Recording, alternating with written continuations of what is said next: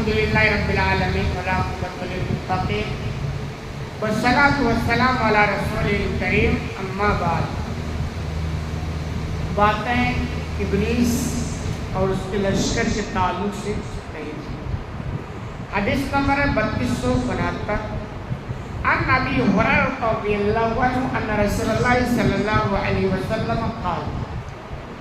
ابو ہریرہ رضی اللہ عنہ سے روایت ہے کہ اللہ کے رسول صلی اللہ علیہ وسلم نے ارشاد فرمایا یعقد الشیطان علی قافیۃ راس احدکم اذا هو نام ثلاث اوقات، کہ جب تم میں سے کوئی سو جاتا ہے تو شیطان اس کے سر کے گدی پر 3 گرہ لگاتا ہے. یعنی تقریباً یہ ہر ایک کے ساتھ یہ معاملہ رہتا ہے کہ جب سو جاتے ہیں شیطان آتا ہے اور سر کی جو گدی ہوتی ہے اس پر 3 گرہ لگاتا ہے. کیسے لگاتا ہے، کیفیت کیا ہے، اس کا بیان نہیں.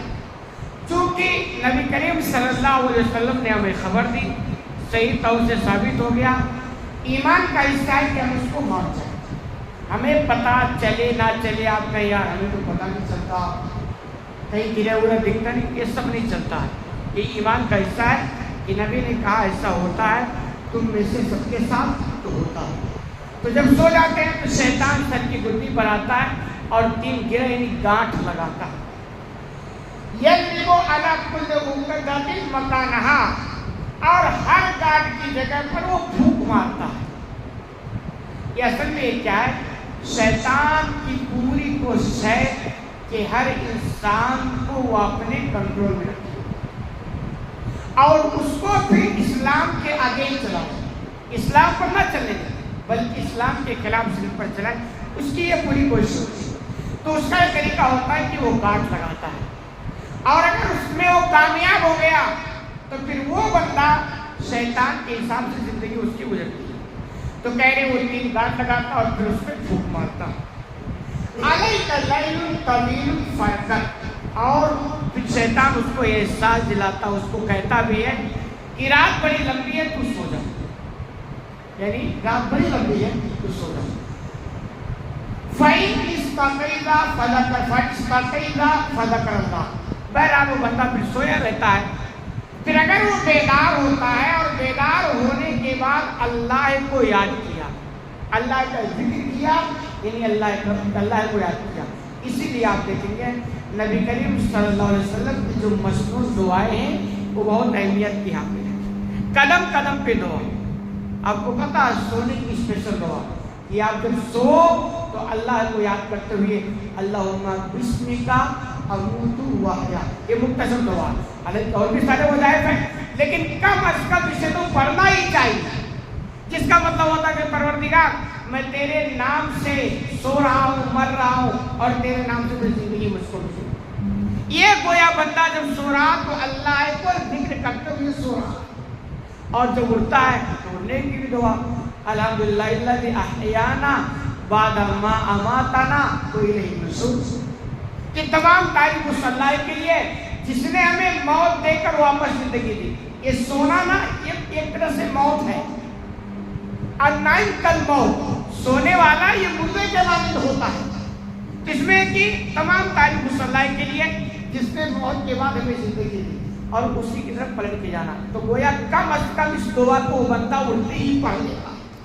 تو یہ کہنا جب بندہ اٹھا اور اس دعا کو پڑھ لیا ان حلت عقدہ، تو اس کی ایک گرہ کھل جاتی ہے. وہ جو 3 گرہ ہوتی جو لگاتا ہے ایک گرہ کھل گئی.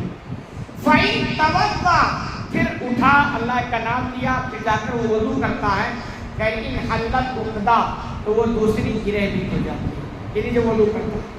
فَإِن صَلَّى إِنْ حَلَّتْ عُقْدَةً كُلُّهَا، پھر اگر وہ نماز پڑھتا ہے یعنی اٹھا اللہ کا نام لیا، ایک گرہ کھل گئی، وضو کیا دوسری گرہ کھل گئی، پھر وہ اٹھ کر نماز پڑھے، کوئی بھی نماز، تہجد پڑھے، کوئی یعنی تحیۃ المسجد پڑھے، تحیۃ الوضو پڑھے، کوئی بھی نماز ایسے پڑھتا ہے تو کہہ رہے پھر وہ تیسری گرہ یعنی پھر وہ ساری گرہ کھل جاتی ہے. اب اگر بندہ ایسا کر لیا تو شیطان کا حربہ گویا اس بندے پر نہیں چلے گا. شیطان نے جو کوشش کی نا کہ میں اس کو اپنے کنٹرول میں رکھوں گا، بندہ اٹھا اور ان ساری چیزوں کو تو اس کا سارا پلان فیل ہو گیا۔ اس کے برعکس اٹھا اللہ کا نام کے لیا، یعنی یاد بھی نہیں کیا اللہ کو، اور اس کے بعد وضو بھی نہیں کیا، نماز بھی نہیں کیا، تو وہ گرہ لگ گئی، وہ بندہ شیطان کے کنٹرول میں ہو جاتا ہے۔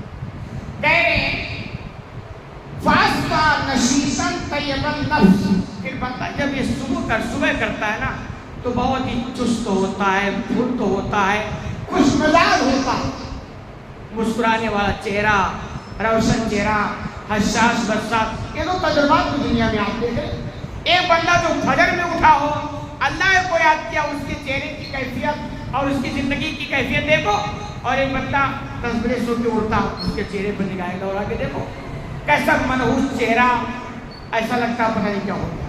تو کہیں کہ اٹھتا تو بہت ہی چست پھرت ہوتا ہے اور خوش مزاج ہوتا ہے۔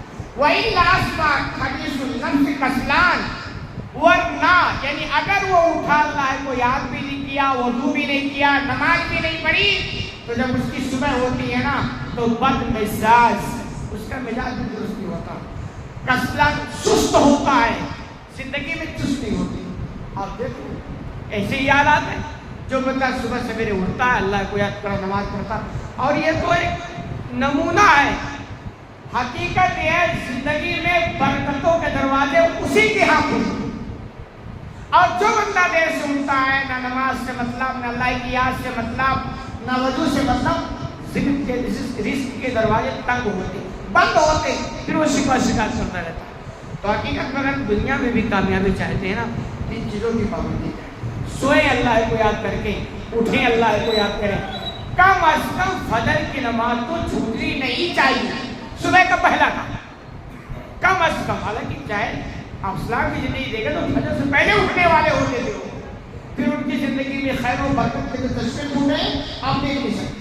تو کم از کم ہر مومن کی زندگی میں صبح اٹھتے ہی پہلا کام اللہ کو یاد کرے، وضو کرے اور فجر کی نماز پڑھے، کم از کم اتنا تو کرنا چاہیے، تب جا کر کے اس کی دنیاوی زندگی میں بھی برکتوں کے دروازے کھلیں گے اور کامیابیوں سے کنار ہوگا، ورنہ اس کے الٹا آپ سمجھیں۔